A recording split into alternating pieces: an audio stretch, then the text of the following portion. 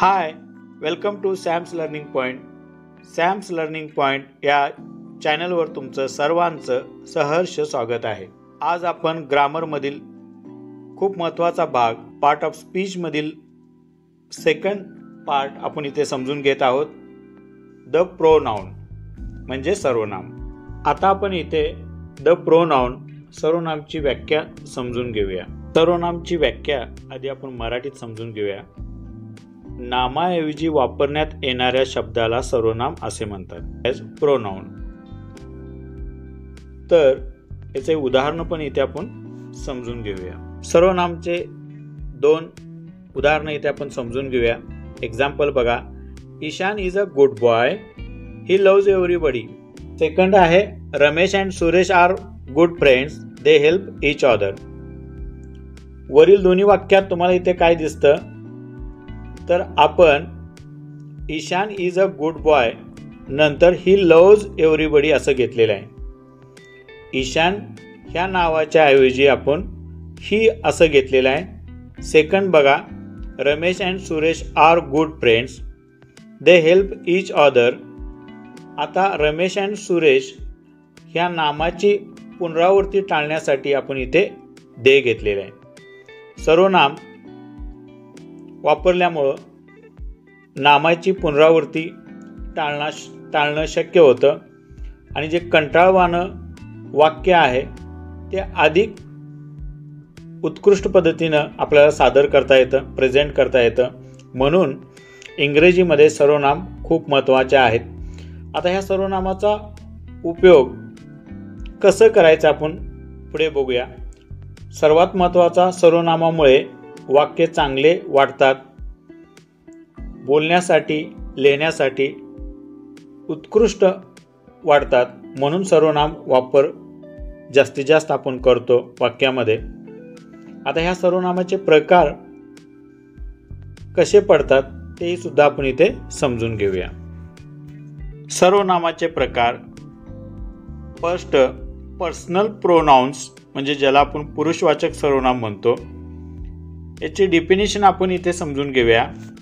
A personal pronoun is a short word we use as a simple substitute for the proper name of person.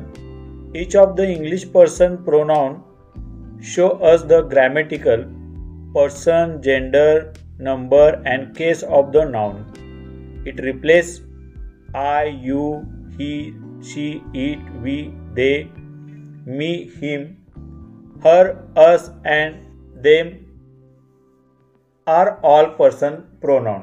थोडक्यात काय, सर्वनाम पुरुषवाचक सर्वनाम हे नामाऐवजी येणाऱ्या शब्दास आपण इथे पुरुषवाचक सर्वनाम असे संबोधतो. खूप सिंपल आहे. पुरुषवाचक सर्वनामामध्ये 3 प्रकार पडतात. प्रथम पुरुष बोलणारा, एक वचनमध्ये आय आणि अनेक वचनमध्ये वी म्हणजे आम्ही. प्रथम पुरुष बोलणारा आय, मी याचं उदाहरण असं इथे होईल, आय एम अ बॉय. त्यानंतर अनेक वचनमध्ये याचं एक्झाम्पल इथे अशा पद्धतीने होईल, वी आर अ बॉय. त्यानंतर आपण इथे बघू शकतोय द्वितीय पुरुष ज्यांच्याशी आपण बोलतो, यू म्हणजे तू. आणि अनेक वचनामध्ये यू म्हणजे तुम्ही. आता इथे थोडंसं लक्ष द्या. मराठीमध्ये तू, तुम्ही असे वेगळे शब्द येतात, पण इथे नाही येत. तू आणि तुम्हीसाठी यू हाच शब्द वापरला जातो. द्वितीय पुरुष ज्याच्याशी बोलतो यू, जसं यू आर अ स्मार्ट. त्यानंतर अनेक वचनामध्ये यू, तुम्ही, all of you come here, तुम्ही सर्वजण इथे या. द्वितीय पुरुष ज्यांच्याशी बोलले जाते जसं की ही, शी आणि इट म्हणजे he runs, she goes, it may be rain tonight अशा पद्धतीनं. दे जसं की दे हेल्प इच अदर किंवा they will be at home now. तर आपण इथे प्रकार समजून घेतलेलं आहोत. आता आपण या पुरुषवाचक सर्वनाम मधील रूपे पण आपण समजून घेणार आहोत, विभक्ती रूपे. इथे तुम्हाला मी जो तक्ता दिलेला आहे हा खूप महत्त्वाचा आहे. हा एकदा समजून घ्या म्हणजे तुम्हाला याचा खूप उपयोग होईल. जसं विभक्ती रूपे प्रथम पुरुष, द्वितीय पुरुष आणि तृतीय पुरुष, प्रथमा, द्वितीय आणि षष्टी असं आपण मराठीत बोलतो. प्रथम पुरुषमध्ये 2 येतात, सिंग्युलर एक वचन, प्लुरल अनेक वचन. प्रथम पुरुषामध्ये आपण आय घेतो सिंग्युलर, प्लुरलमध्ये वी होईल. द्वितीयमध्ये मी आलं तर प्लुरलमध्ये अस येईल, लक्षात घ्या. षष्टीमध्ये माय, माइन असं जर आपण सुरुवात करतोय तर मायच्या ऐवजी आवर, माइनच्या ऐवजी आवर्स. त्याच पद्धतीनं द्वितीय पुरुष हे आपण इथे समजून घेऊया. याच पद्धतीनं द्वितीय पुरुषमध्ये सिंग्युलर आणि प्लुरल मधला फरक बघा. प्रथमा असेल तर यू, प्लुरल असेल तर यू, द्वितीयामध्ये यू आणि प्लुरलमध्ये पण यू सिंग्युलरमध्ये. षष्टीमध्ये युअर तर प्लुरलमध्ये युअर. षष्टीमध्ये युअर्स असेल सिंग्युलरमध्ये तर प्लुरलमध्ये युअर्स असेल. तसंच तृतीय पुरुषमध्ये सिंग्युलर आणि प्लुरल. सिंग्युलर जर प्रथमा ही, शी, इट असेल, प्लुरल दे असणार आहे. द्वितीया हिम, हर, इट असेल तर तृतीय पुरुष इथे देम असेल. त्याच पद्धतीनं षष्टीमध्ये हीज, हर, इट्स तर तृतीय पुरुष देअर असेल. हीज, हर्स, इट्स असेल तर तृतीय पुरुष देअर्स असेल.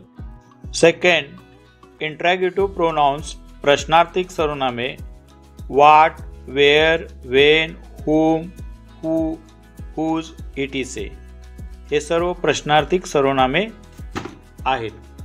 आता तिसरा प्रकार बघूया, डेमॉन्स्ट्रेटिव्ह प्रोनाउन्स म्हणजे दर्शक सर्वनाम. Example these, this, that, those.